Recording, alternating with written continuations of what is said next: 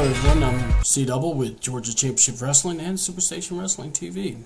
Just wanted to thank y'all for joining us. You're going to be in for a special treat. We've got 3 matches for you on Superstation Wrestling TV. We're going to be posting it up on YouTube at 6:05, like we always do, on Monday. So we got this show and next week's show also, and we'll go from there. So I hope you enjoy, and please check out our sponsors during the middle of between our matches. And I'm C-Double. Make sure you like and subscribe, Georgia Championship Wrestling on YouTube.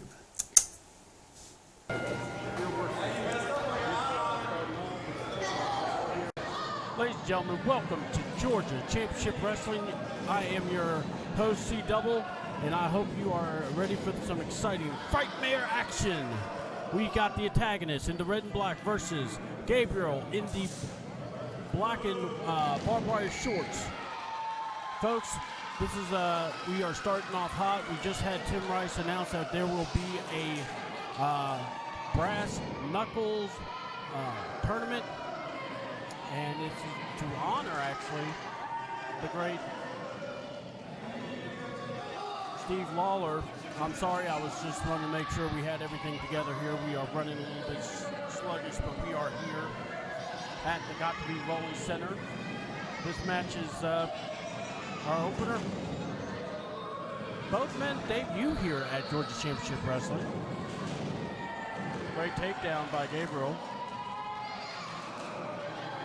Radar is there. See, he's got the hair, but now he's got him into cross legs scissors here, and Gabriel's trying to get out of it. Definitely tell antagonist is more the senior of the two. Gabriel told me this, I believe, was his second match up here. So, we are here. I want to thank the great fans and the Got to Be Rolling Center for having us here. Also, be sure to check us out on Facebook. Check them out, and also check our sponsors out. Check Georgia Championship Wrestling on Facebook. Nice side headlock here by antagonist. Now Gabriel is got the counter on antagonist. Working the legs, getting more like getting them into head scissors, but eventually you're going to have to get more into it. Antagonist getting a little bit frustrated.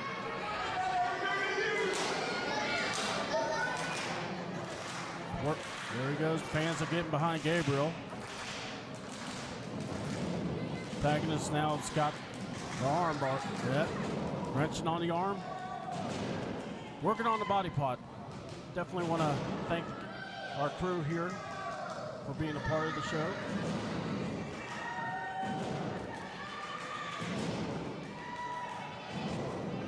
Gabriel has now got an arm lock here, or a hammerlock. Now the antagonist easily gets out of it. Now works him down, and now he is got even more of the advantage on Gabriel. Well, now he's got reversed on again.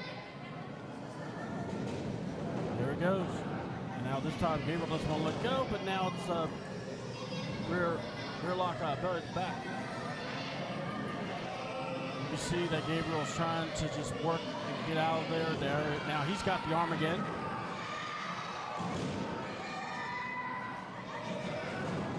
Here we go. Oh, poke in the eye. Sometimes the simplest moves are the most devastating. Kick. Now he's got the forearm to the back. So, in some points, you think antagonist is toying with his opponent. So, I don't know about that, but I can definitely tell you,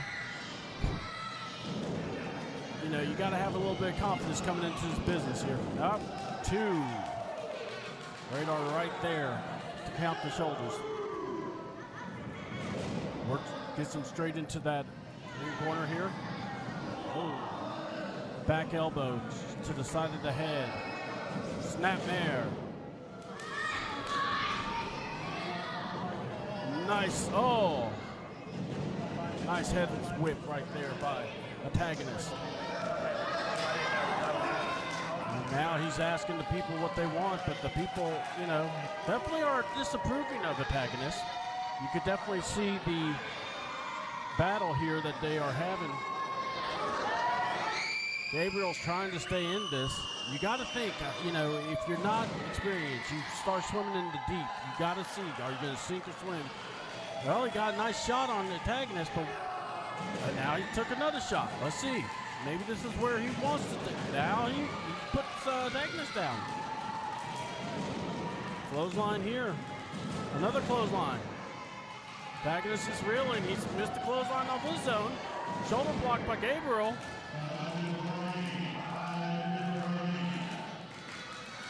Five minutes remaining in the match.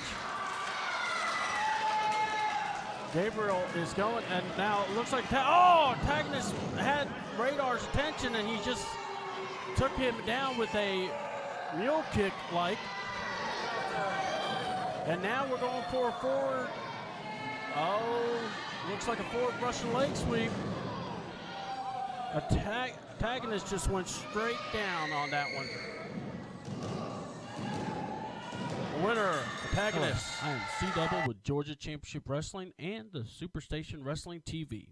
We'd like to thank the following sponsors: The Redneck Show, Team Rufus Game Recovery, Brooms Promotions, Cell 13 Reformery, and Dirt and Rock. We'd like to thank these sponsors for being a part of Georgia Championship Wrestling. Ladies and gentlemen, welcome to Georgia Championship Wrestling. As you are seeing live, we have Johnny Camo in the ring against Brandon Cage. And Camo just knocked him down with a clothesline, and now another clothesline. Scoop body slam here. Drops him down emphatically. Camo feeding off the crowd. Cage is taking a little powder. Needing to recoup, it looks like. With the astonishing referee job we got here going on. And now Camo wants more, so he's going to have to break the count. Never mind. And now Johnny Camo's just going to go in there and change it up on purpose here, going after Cage.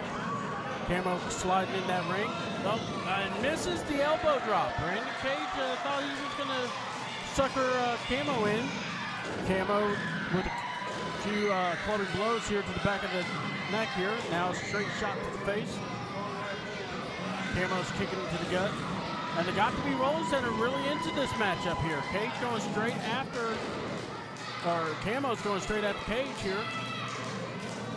Cage hasn't really gotten out of the starting decks here. He's just kind of, been taken to the woodshed, so to speak, here by Johnny Camo.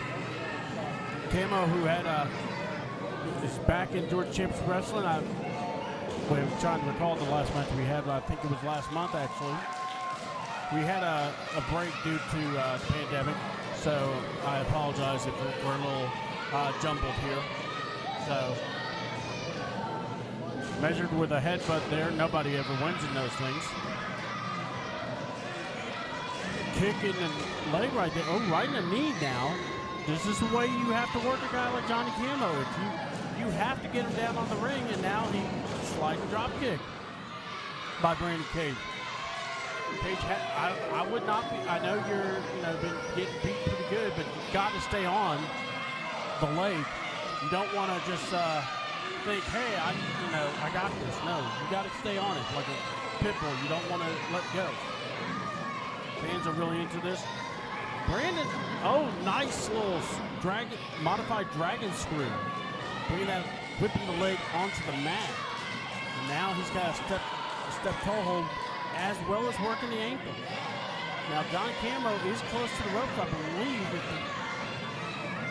Now grapevine the leg now and still working that ankle, kind of like a modified heel look. And Camo's not quitting. His shoulders are not down, so the ref doesn't need to count the fall. Camo has to try to strain to get to those ropes. I mean, you got to try to crawl. You got to do whatever you can to break the hold. Shoulders down, but the ref has been tied up to. There you go. Camo finally gets to the ropes. 1, 2, 3, 4. Yeah, you got to. The ref has to modify the count to get to get Cage to take it, off the hold. Now he works on the thigh, knotting it up, trying to basically, single leg, one-legged man in a butt kicking contest. That doesn't really go well for you if you're the one-legged man. Even the size of Johnny Cameron. He's also working that heel. He's doing a lot of different things here, Brandon Cage, and it actually, you could tell, it kind of lessens the strength of a man. Because if you can't stand, if you don't have your base, how are you going to modify, to execute the spine buster? How are you going to execute, the slams, the clotheslines? You've got to have every, limb working. Brandon really raked him on that leg. He went through the storm, and now he's gotten through. Now he's got now here he is. He's got a single leg grab. Rearing back, too. Johnny Camo is not giving up. He's close to those ropes. You got to think Cage is also mindful of it. He's, eventually he's going to need to I would try to bring Camo closer into the center of the ring, and then you execute these leg holds. But saying it and doing it are two different things. And, okay, now he's choking. I think this is more to kind of insult. And now Brandon Cage is telling the ref, I have till 5.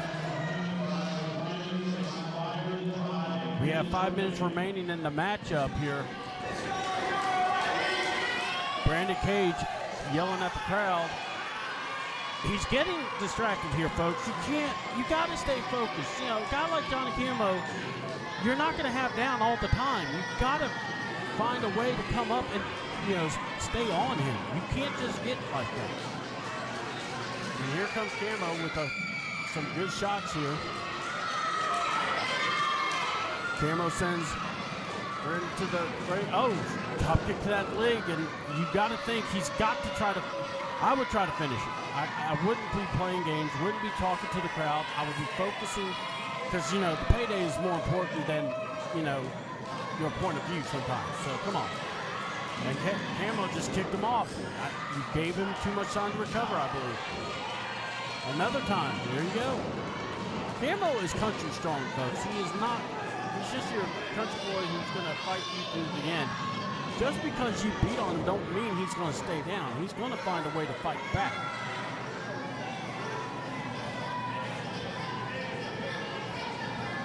Steve Lawler tournament next month. That's going to happen in November. You got to think that might be on something on Camo's mind also. He wants to, pay homage.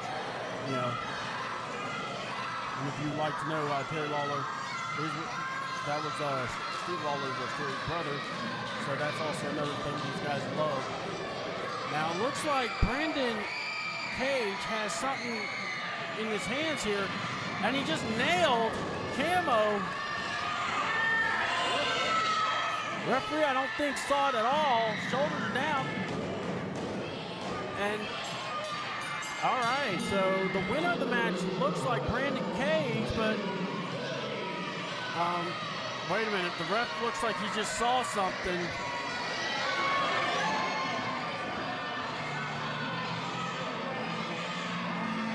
And he just saw the chain that he used to punch Johnny Camo. So the ref, I think what the ref just is doing, he's looking straight at Brandon. He's like, no, we ain't playing that. Yeah. The winner is actually Johnny Camo by a reversal. The referee was not playing. He saw that chain fall. And Brandon has got to be angry with himself. Oh! Sidewalk slam modified, but oh, what a beauty. With Georgia Championship Wrestling and the Superstation Wrestling TV. We'd like to thank the following sponsors: The Redneck Show, Team Rufus Game Recovery, Brooms Promotions, Cell 13 Reformery, and Dirt and Rock. We'd like to thank these sponsors for being a part of Georgia Championship Wrestling. Life is good when you have friends. All right. We're going to wait for the bell to ring, and then we're going to have our next match up here. superstar Andy, Big Andy in the house. And now it looks like Mr. David Reigns is about to enter the building. All right, okay, whatever you say. I did not hear a word you said. I got headphones on for a reason.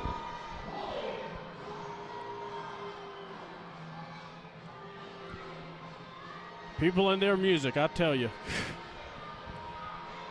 This match is going to be about one fall. It's going to be 10-minute time limit.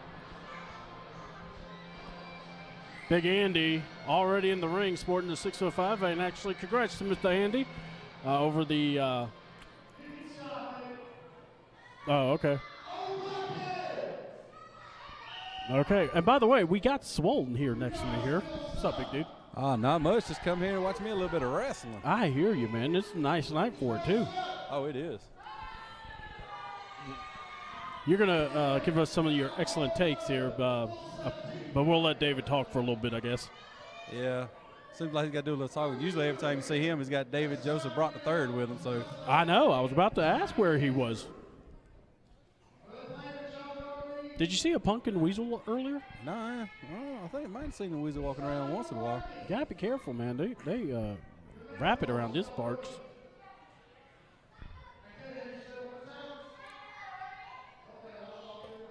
Oh Lord.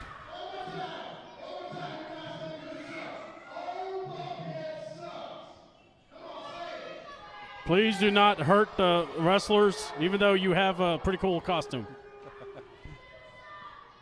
This match is 10-minute time limit. Eventually, when David stops talking.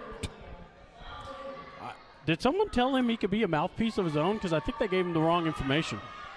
I guess since he seen David do it, he figured he'd try it. Yeah, he thought it was easy enough for anyone to do it. I mean, I'm waiting for the bell to ring, but, well, wait a minute. I'm the one ringing the bell tonight. Kind of doing it all tonight. All for a low, low price of $555. Radar, whenever you're ready. I hope Radar doesn't, he looks... All right! We are ringing the bell, and we're just going to go straight into the action. Like I said, I got Swole over here. Got to hit some stuff over here to make it work. And the thing is with these two, like Andy, like you said, 605. Yeah. 605 back in the day, is tradition and stuff. And I've wrestled David, and that's what David is. David is old school wrestling techniques. He would work your joints. So it's a little bit of old school versus, new school with the old school twist to it. And you probably know this feeling. You've had people, things that happen in your life.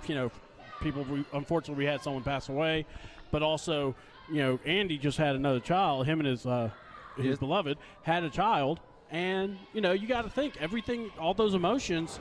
Could this be right pickings for David? Yeah, that is true. But the thing is, too, I've seen Andy in the past, and Andy now is better. Andy is going around. He's working his craft. He's making his craft better, and he's more business than he is when it comes to playing around. Oh, David just got caught by Big Andy.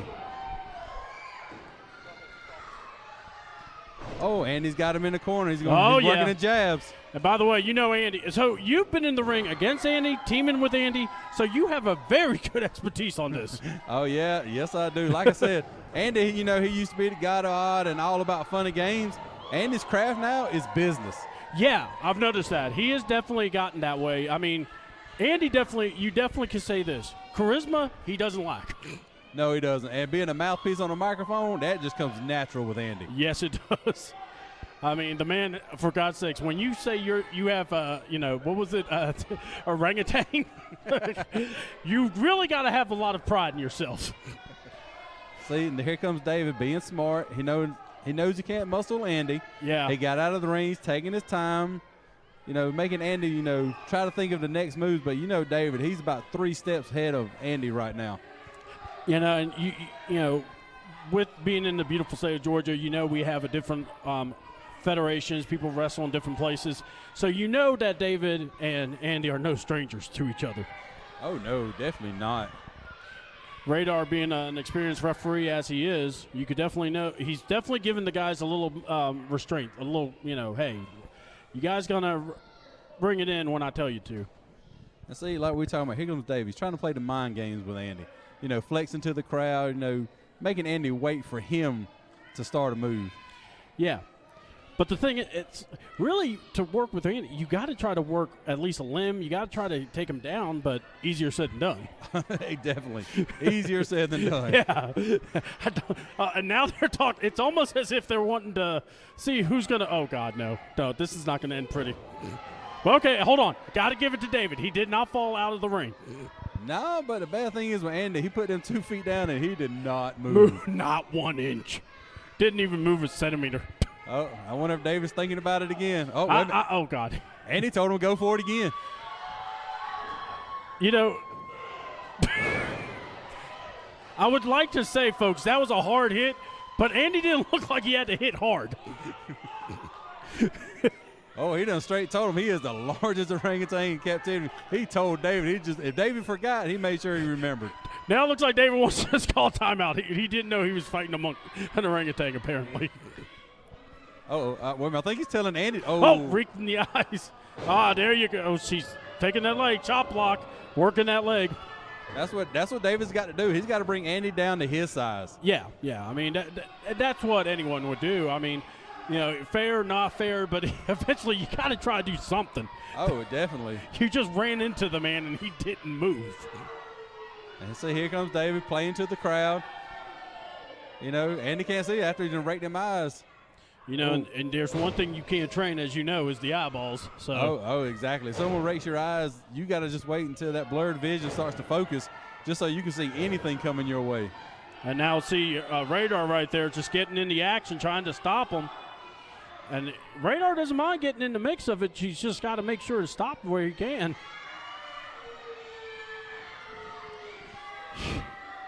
I guess David thinks he won, but okay. Question: what happens when you get someone that big that mad?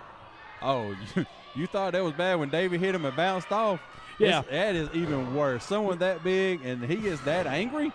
The only thing you can do is just survive. Yeah, that's all you try to do is survive. So needless to say, it ain't about to be pretty for David. Oh no, especially trying to trade blows with Andy. Nah, that does not work. That's a lose-lose proposition.